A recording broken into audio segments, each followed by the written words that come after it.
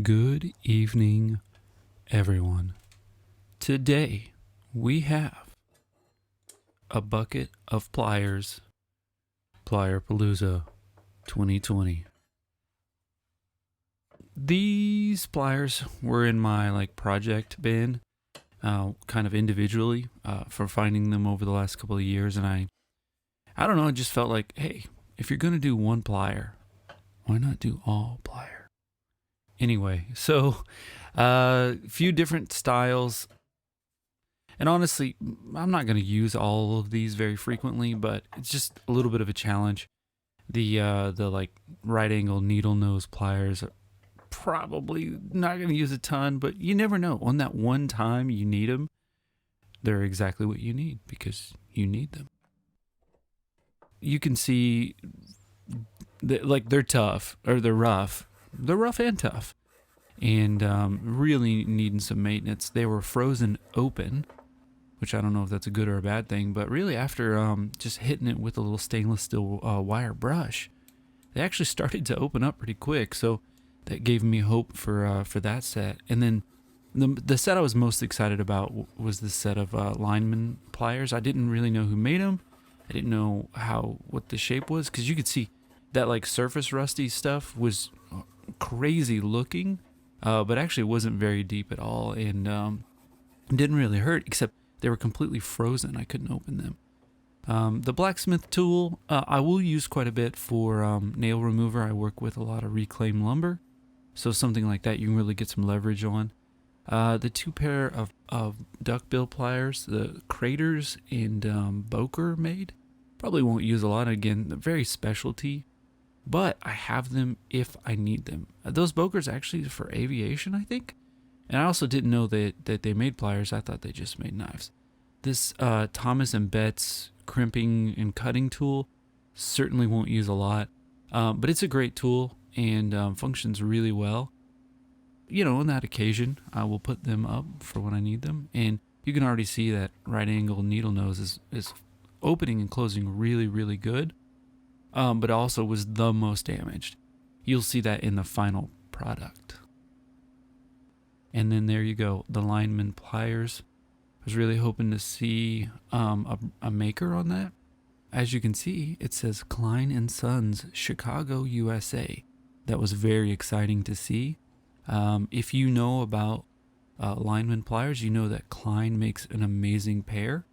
All the way back to, I think, pre-1920, I believe they were making them. They're making for a long time regardless. And I actually was able to date these, and we'll talk about that maybe in a little bit.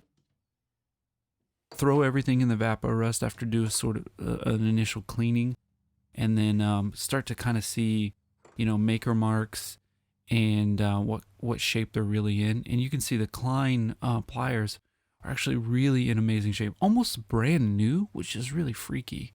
And then that needle nose right angle is actually a Craftsman brand, and pretty old from what I can tell, but kind of cool. I certainly have not had a right angle needle nose before, so now I've got it. Rust had really done damage there. They function fine, but really heavily pitted. You can definitely tell that it had set for a very long time without any care. After Vapor-Rust, we take them over, we shine them up with a wire wheel. And then the next thing is working on functionality. An electrician told me one time when I was working with him that a good set of pliers should just kind of I'll say flop open, or just open on their own. You shouldn't have to open them up, and it just saves wear and tear on your hand, and it speeds up your process. So you can just kind of let go of one side and they should automatically open.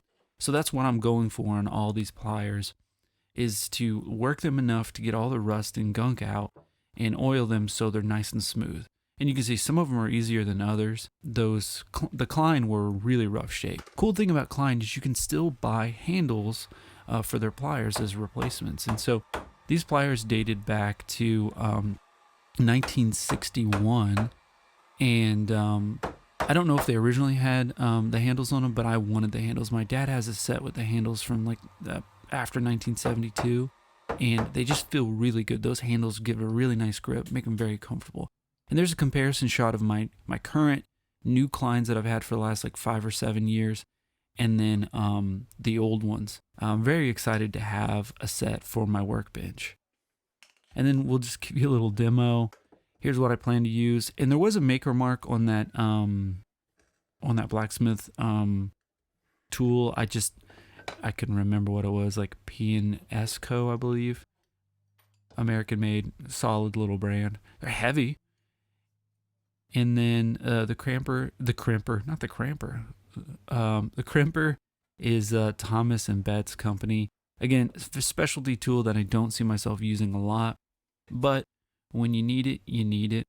And it's always good to have different tools around so you can use them for different purposes, obviously. And they work pretty well. They might have been painted red at one point. I don't really know. And then here's the duckbill. This is the crater. Good, solid little pliers, and the Bokers are pretty cool. I like the styling of those a little bit more. They definitely have a bird look to them. And then here we go. What I was really hoping for, which was the Linemen Pliers. I'm still working with those. They were really, really frozen. So by the time I finished this video, they weren't just like opening up automatically. But everything else functioned on them really, really well. And again, it's going to be nice to have a set at my bench and one in my bag. So there you go. A little bit before and after. Thanks for watching. Have a great day.